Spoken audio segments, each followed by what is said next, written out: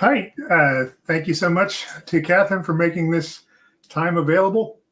I'm Dave Dobson. I write all kinds of stuff, fantasy, sci-fi, mysteries, and thrillers. But this year, I've most recently written a new fantasy book, which I have here, The Glorious and Epic Tale of Lady Isovar, and I'm going to share with you a few chapters of that today.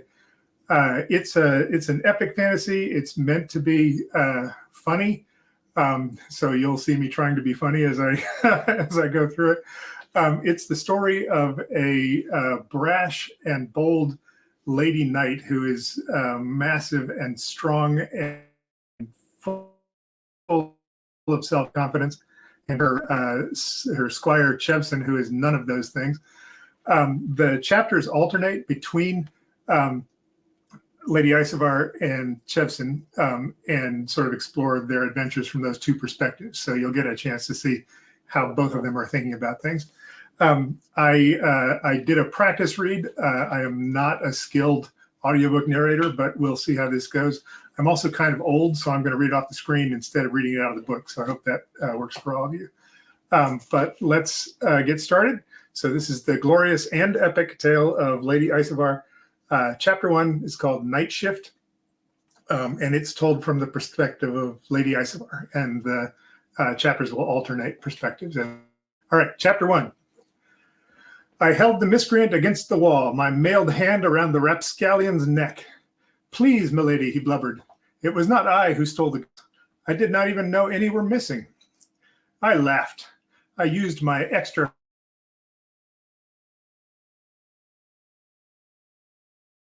Goat thievery is a crime of the highest order. I am here to bring justice to this village, to right wrongs, to return these humble animals to their master. I drew my dagger. But first I will pin you to the wall with this blade. You are not worth the bite of my axe, but you are worth this minor implement of death. You should know that I also use it to remove gristle from my teeth. In a manner of speaking, this makes you a form of human gristle. There was a voice at my side. My squire, Chevson.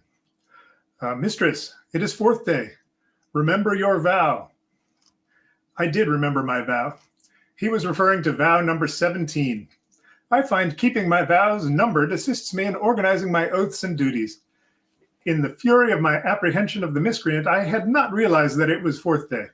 That meant that pinning him to the wall in a fatal fashion was not allowed, which was no small disappointment. I was starting to regret vow number 17, but Chevson claimed all heroes needed the capacity for mercy, and being heroic without the normal accompanying bloodshed would make me both a stronger fighter and a better respected hero. Ha! As if I had room for improvement in these areas. But a vow is a vow. What's more, if I became an oathbreaker, that would make me a miscreant as well, though not as vile a miscreant as this goat thief. And if I were a miscreant, there would be nobody who could bring me to justice. I am, as I said, stronger and better respected than all others. Thus, my vows were of even greater import than those of a common hero. I held my dagger's point up to the miscreant's eye. That tends to scare miscreants, which should make them cease their villainy. Except that miscreants are evil and villainy is their stock in trade, so they are not to be trusted, even when scared. Which is why pinning them to the wall is often more effective. I bared my teeth and brought the dagger ever closer. The point never wavered, and the progress was slow as a winter frost, because I practiced dagger-based threatening techniques most first days and third days on Chevson. The miscreant's eyes went wide, and a laudable quantity of sweat appeared on his brow. Mistress, I looked down at Chevson. I heard you. I'm doing this for effect. You're ruining things. Apologies, mistress. He took a step back. The miscreant looked down at Chevson, then back at me. He looked as if he might blubber something again, but I was quite finished with the blubbering phase, which he should have known. I interrupted him. Miscreant, my squire reminds me that I must show you mercy, for I have taken a vow of occasional episodes of non-bloodshed. It is your great fortune that I am benevolent and merciful, on 4th days at least. A puzzled look crossed the miscreant's face, which otherwise showed a satisfying mix of terror and despair. But it's second... At this point, Chevson poked him in the side and stared at him. I think Chevson was practicing his menacing, which is laudable, But he only managed to look cautioning, which will seldom, if ever, keep a miscreant from the vile villainy to which they are forever drawn. Jevson and I would have to work on his menacing when we next made camp. I squeezed the miscreant's throat. "Do you swear to return all the goats you have stolen?" The miscreant looked at Jevson again, unable to meet my gaze. Jevson nodded his assent. Such a supportive squire, trying to back me up. Cute, really. "Yes, I swear it." Once again I had led justice to the trough, weary and spent, and let it drink its fill. But there was still more to be drunk. "And do you swear to cease your thieving ways?" The miscreant took on a puzzled look. "Well, technically," Jevson poked him again, harder this time. Good. My squire's menacing was improving, though only a little. The miscreant started over. "I swear that I shall never steal a goat so long as I live." Even more justice. I would have Jevson make a note of these deeds, as always. A crime solved, a miscreant bested, mercy shown. A good start to the day. Time for the final threat now, an important and often unappreciated part of miscreant management. "Miscreant, one day I shall return to..." I looked at Jevson and raised an eyebrow. "Milford, mistress." "To Milford, and I shall stay my wrath." I got close enough to breathe on him. This is a fine way to establish dominance, should you need to. If you can do it after a meal of meat, the aroma adds to the threat. "I will hunt you down, rend your flesh, and end both your villainy and your miserable life." I paused for effect.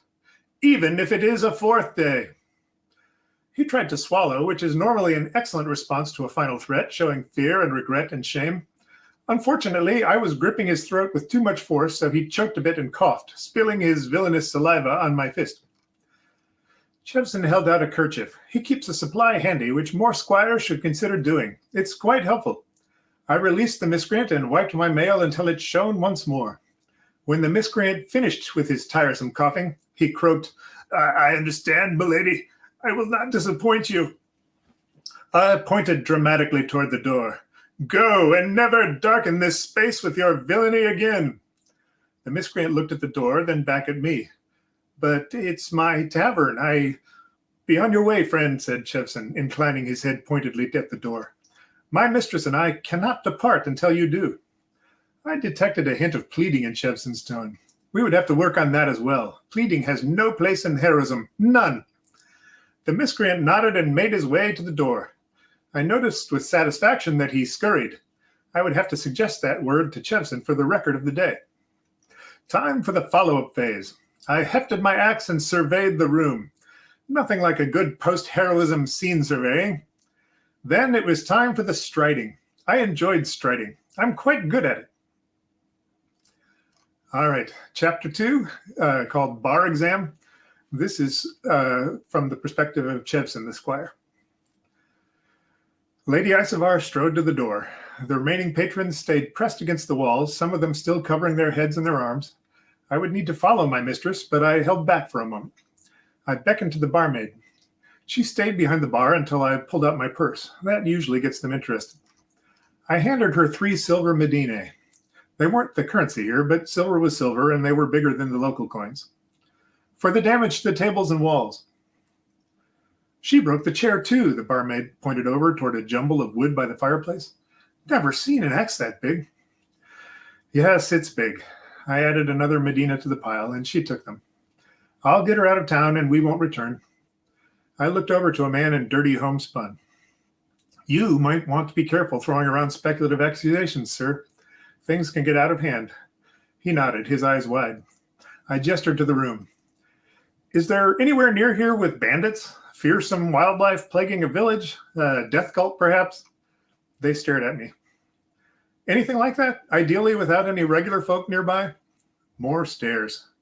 I'm trying to help you out here, gentlefolk. A woman stepped forward. There's an old monk's tower. Been aglow at dusk most nights when I was up that way gathering night lilies. A fire burning at the top and dark figures. Oh, Elga, shut your hole. The man's voice dripped with scorn. Your stories don't scare anyone. I know what I saw. She was defensive. Claws like razors, eyes black as pitch, There might have been 3, maybe 5. Fine, yes, that will do nicely. It might or it might not, actually, but it was a start. Where is this tower? To the north, where the foothills get steeper toward the mountains. 2 days along the river, then you'll see the tower. Another day to get there from the riverbank. There's a rough path most of the way. Her eyes lit up. Shall I spin my tale of horror for you? No, thank you. Heard them all. She looked disappointed. I hoisted my pack on my shoulder. So sorry for all of this. We'll be on our way. So, chapter 3, called Axing for It. All the chapters are stupid puns. This one's told by from the perspective of Lady Isovar. Chevson prepared an adequate field meal. Fortunately for him, I had chosen to take the deer with my axe, which left the carcass already divided into a number of smaller pieces for easier access. His face did not show the gratitude I expected when I presented the kill. Still, he is a mostly effective squire, though old for the role. One of his flaws, evident this day, is that when cooking, he always tries to add vegetables, which of course is a sign of weakness. A true hero dines only on meat, bread, beer, and the occasional potato and hearty sauce. So, Chevson, I predict this will be no more than a fox challenge. To keep my deeds organized, I rate them on a scale of animals ranked by danger and ferocity from snail to dragon. Chevson disagrees that bees should be rated just below dragon, but he is wrong. Bees are quite dangerous when in large numbers, as they tend to be, and I dislike their cowardly, self-sacrificing ways, however brave and scary. To other people, I mean, people I have observed being scared. Not me, of course. It should be more diverting than that goat thief incident, at least. I had classified that deed as a mouse. Yes, mistress. He seemed distracted, almost broody, although it was not time for brooding. Heroes only brood when it is called for by circumstance, in keeping with the hero's narrative arc. This was not such a time. Part of a hero's duty is to maintain morale among one's subordinates. Cheer up, Chevson. There is danger in the air. Breathe deep that you may drink of its flavor and let it settle amongst your organs. Right, mistress. He breathed only normally thereafter, though. How vexing. When we have slain these vile creatures, perhaps we can explore the wilderness for more of them. Where one monster appears, many may lie unseen, and an interlude in the countryside is an element of many top-notch heroic narratives. So it is, mistress. He picked a leaf out of his stew and tossed it aside. The countryside is indeed a grand canvas upon which your epic deeds might be painted. Oh, well said, Chevson. We'll get you up to speed with heroic metaphor yet. Nicely done. Many underlings respond well to praise, although Chevson can be dodgy that way. As I said, he's a broody one, but he makes up for it with unwavering loyalty. I hurled my remaining stew into the fire, a move I often employ as a devil-may-care flourish to end a field meal. Chevson usually complains, saying things like waste of food or smells bad or puts the fire out, but obviously he does not yet grasp the finer points of performative heroism. I stood and flexed my muscles. Well, the visible ones. I believe I will go hew a tree. For what purpose, mistress? I have already gathered enough wood and your axe will dull. Silly Chevson. Then you can sharpen it, Chevson. Best to go into battle with a keen edge anyway. And a good hewing after a meal gets the juices flowing. I hefted my axe, still soiled with deer innards. Chevson sighed and handed me a kerchief. Where does he keep all of them? Clever man. Bloodchopper appreciates your service. Chevson frowned. Has mistress considered any of the alternative axe names I suggested? Considered and rejected, my friend and servant. Bloodchopper is both descriptive and fear-inducing. I polished the blade to a gleaming shine.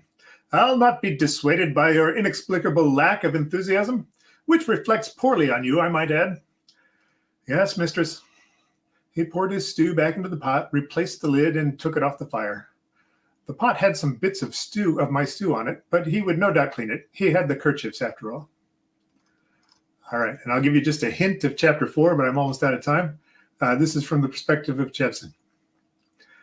Lady Isovar stared up at the tower door, set high in the wall to deter attackers. She was undeterred. I, too, assessed our target. Limestone, I guessed, from the surrounding area. Crystalline with a high fossil content. Mostly little coiled shells, plus fragments of a horn-like reef builder. They were of no use to one with my training, like all minerals derived from seawater. Crystals with arcane power were born deep beneath the surface, with no exceptions. Izzy didn't care about the rocks.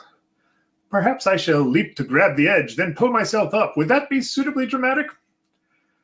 It is high for one to leap, mistress, even for one so gifted as yourself. I looked around for a ladder, or failing that, some straight trees to make one. I was in for a busy morning. I conquer gravity as I conquer all foes, Jevson. And logic and restraint, I thought. She pointed a finger at me. With aplomb! She took a step back and ran at the wall, leaping perhaps a third of the required distance.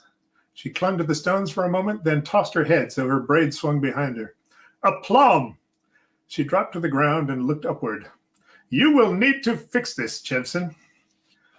All right, let's stop there. I hope you get a sense of the two of them as partners. There is a bigger story arc underneath, but a lot of the book is modeled after medieval lays, the stories where knights wander the countryside having adventures. So it definitely has that feel. I took a course on medieval romantic poetry when I was in college, and I loved it. So this is trying to be a little bit like that.